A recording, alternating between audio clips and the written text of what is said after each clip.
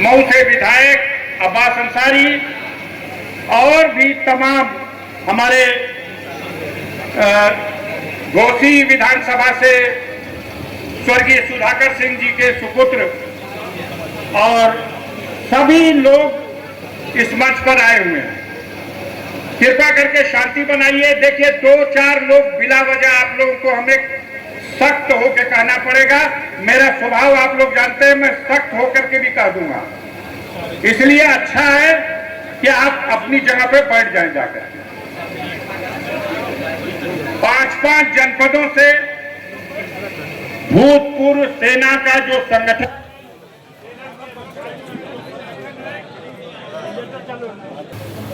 उनके शहादत दिवस 3 जुलाई के अवसर पर यह कार्यक्रम हर साल आयोजित होता है और क्षेत्र से बुद्धिजीवी, समाजसेवी, समाज के प्रतिष्ठित लोग, हर वर्ग के लोग, हर पार्टी के लोग इसमें सम्मिलित होकर के अपने जाबाज सैनिक को, अपने जाबाज नायक को अपनी श्रद्धांजलि अर्पित करते हैं। आज ही के दिन यह कार्यक्रम देश की राजधानी दिल्ली में जामा मिलिया के कब्रिस्तान में, जहां ब्रिगेडियर उस्मान साहब दफन किए गए थे, वहां पर भी भारतीय सेना की तरफ से ये शहादत दिवस का कार्यक्रम मनाया जा रहा है। और ये उनके अपने आंगन का कार्यक्रम है, उनके अपने ड्योढ़ी में, उनके अपने चौखट पर जहां उन्होंने जन्म लिया, जहां खेले कूदे पले और बढ़े। ये उमर फारूक साहब की हवेली थी। वो उमर फारूक जो ब्रिगेडियर उस्मान साहब के पिता थे, ब्रिटिश काल में वो बनारस के, जब पूरे बनारस में सिर्फ एक कोतवाली हुआ करती थी, थाना कोतवाली, उस कोतवाली के वो 8 साल तक कोतवाल रहे। ब्रिटिश हुकूमत में उनके अच्छे लॉ एंड ऑर्डर को मेंटेन करने के लिए उन्हें खान बहादुर की उपाधि दी गई थी। उनके 3 पुत्रों में सबसे बड़े ब्रिगेडियर सुभान साहब, फिर ब्रिगेडियर गुफरान साहब और फिर ब्रिगेडियर उस्मान साहब। ये 3 लोग थे और भारत में, भारतीय सेना में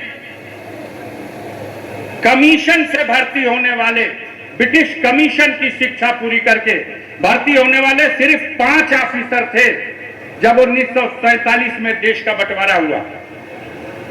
उन 5 ऑफिसरों में एक ब्रिगेडियर उस्मान साहब थे, एक जनरल मानिक शाह, एक जनरल करियप्पा, एक जनरल मूसा।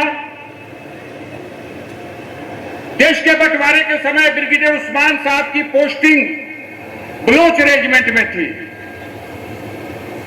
और पूरी की पूरी बलोच रेजिमेंट पाकिस्तान के खाते में डाली गई। ब्रिगेडियर उस्मान साहब ने रिजाइन किया है बलोच रेजिमेंट से और इंडियन आर्मी को अपनी सेवाएं ज्वाइन कराई। तब मोहम्मद अली जिन्ना ने यह प्रस्ताव रखा था कि उस्मान साहब, आप पाकिस्तान आर्मी ज्वाइन करो, हमें तुम्हें पाकिस्तान आर्मी का पहला जनरल बनाएंगे, सेना का पहला जनरल। लेकिन हम सब गर्व महसूस करते हैं कि ब्रिगेडियर उस्मान साहब ने मोहम्मद अली जिन्ना के उस प्रस्ताव को ठोकर मार दी और उन्होंने कहा कि मैं हिंदुस्तान की मिट्टी में जन्म लिया हूं और मैं अपनी मादर वतन के लिए कुर्बान होना पसंद करूंगा, लेकिन मैं पाकिस्तान आर्मी को, पाकिस्तान मुल्क को मान्यता नहीं दे सकता। विधाता को परीक्षा लेनी थी।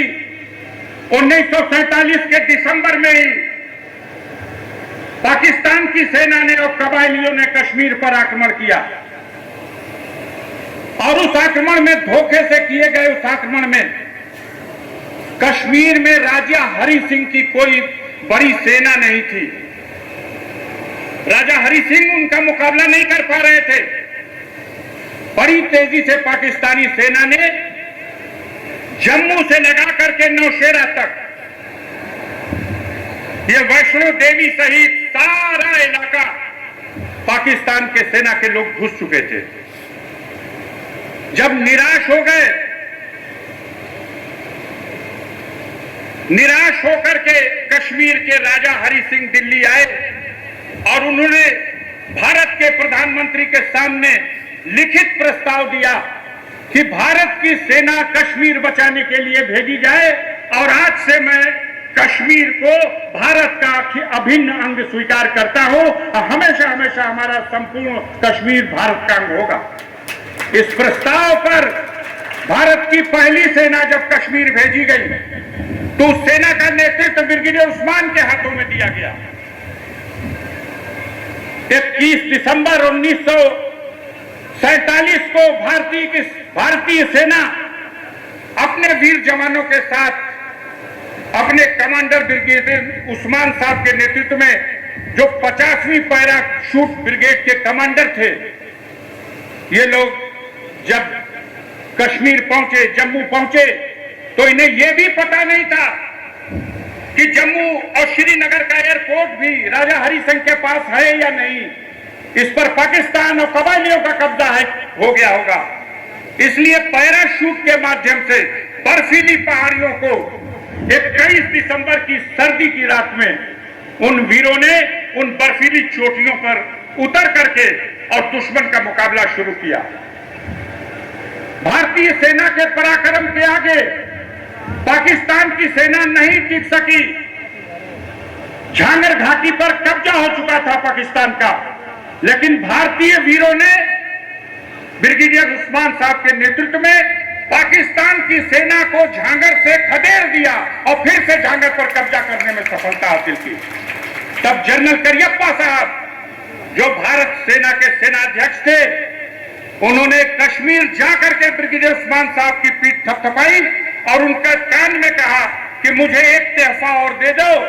और ब्रिगेडियर उस्मान ने कहा, हम हमारी पलटन अपने आप को कुर्बान करके आपने जो तोहफा मांगा है, एक सप्ताह के अंदर वो तोहफा हम आपको दे देंगे। वो तोहफा कुछ और नहीं था, वही था नौशेरा की घाटी, जिसपे भारतीय जाबाजों ने कब्जा करके पाकिस्तान को पराजित करने का काम किया। इस लड़ाई में भागती हुई पाकिस्तानी सेना ने गोले बरसाए।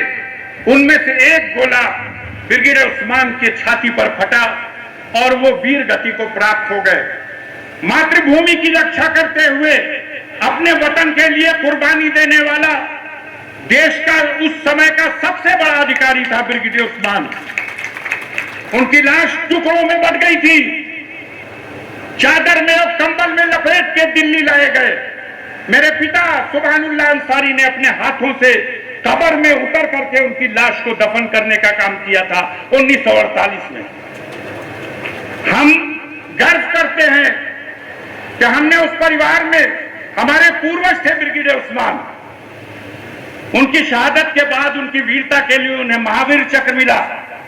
उनके छोटे भाई जो भारतीय नौसेना के कमांडर थे, उनको भी ब्रिगेडियर का पद दिया गया और उन्हें देश के राष्ट्रपति के सुरक्षा अधिकारी के पद पर नियुक्त कर दिया गया।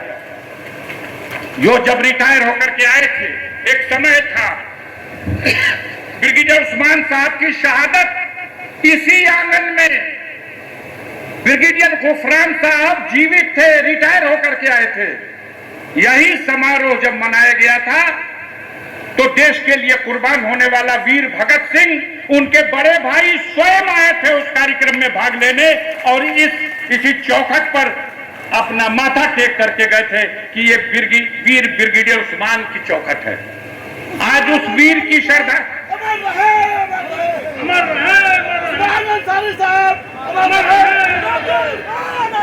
आज उस वीर सपूत को, भारत मां के उस वीर सपूत को, जिसने दुनिया के हर लालच को ठुकराया, धमकी भी दी गई, 50,000 का इनाम घोषित किया था पाकिस्तान गवर्नमेंट ने कि जो ब्रिगेडियर उस्मान को मार देगा उसे 50,000 का पुरस्कार दिया जाएगा। न धमकी से डरे, न प्रलोभन में बहके अपनी मातरे वतन के लिए कुर्बान होकर के उन्होंने एक ऐसा शानदार इतिहास रच दिया जिस पर आने वाली नस्लें भी गर्व करती हैं। हम अपने नौजवानों से कहना चाहते हैं कि इस देश को जरूरत है, आज एकता की जरूरत है। हमारे ये जो सेना के जवान अपनी सेवाएं सारा जीवन सेना में समर्पित करके आए हैं, इनमें कई एक ऐसे मिले हमको जिन्होंने बताया हम ब्रिगेडियर उस्मान साहब की पलटन में काम कर चुके हैं। गर्व से मेरी छाती फूल गई। हम कहना चाहते हैं भारतीय सेना के पराक्रम का दुनिया की कोई सेना मुकाबला नहीं कर सकती।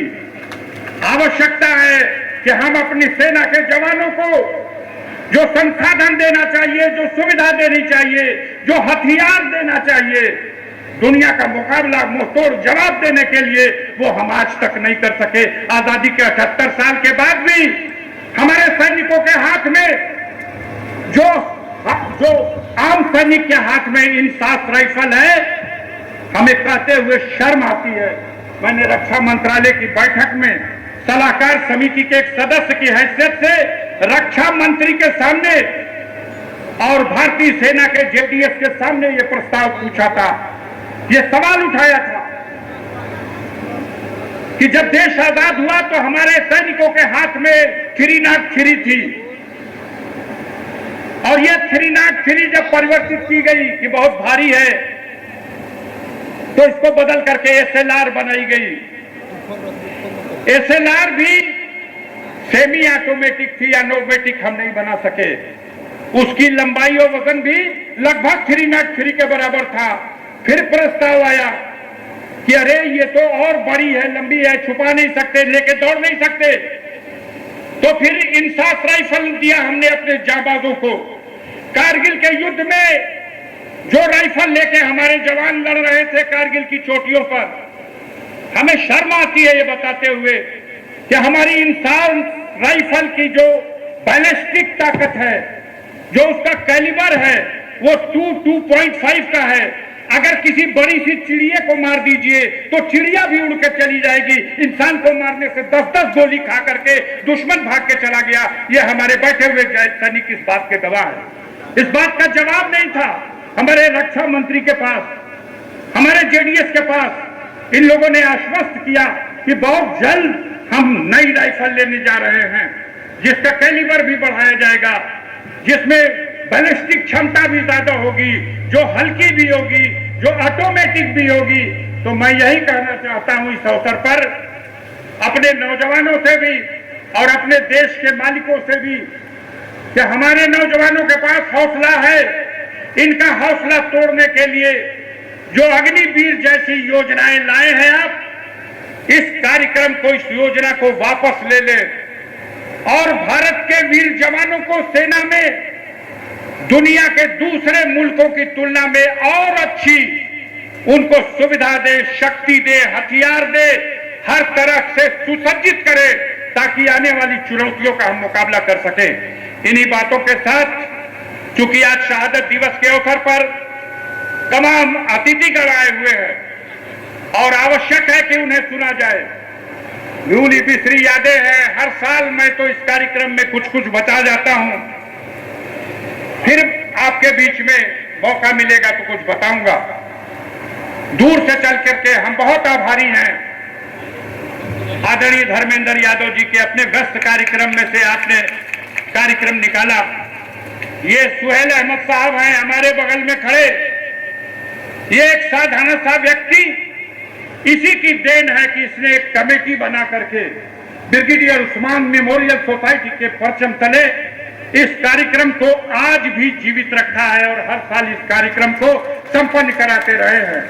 आप जैसे महानुभावों के आगमन से इन्हें हौसला मिलता है और आवश्यकता है देश को कि ऐसे वीरों की कुर्बानियों को याद किया जाए, जिनकी कुर्बानियों को याद करने से हमारी नौजवान पीढ़ी को प्रेरणा मिलेगी, अपने देश के प्रति प्रेम की भावना बढ़ेगी।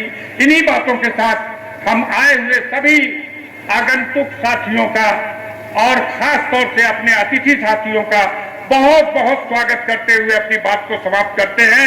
बहुत बहुत धन्यवाद। अब मैं इस कड़ी में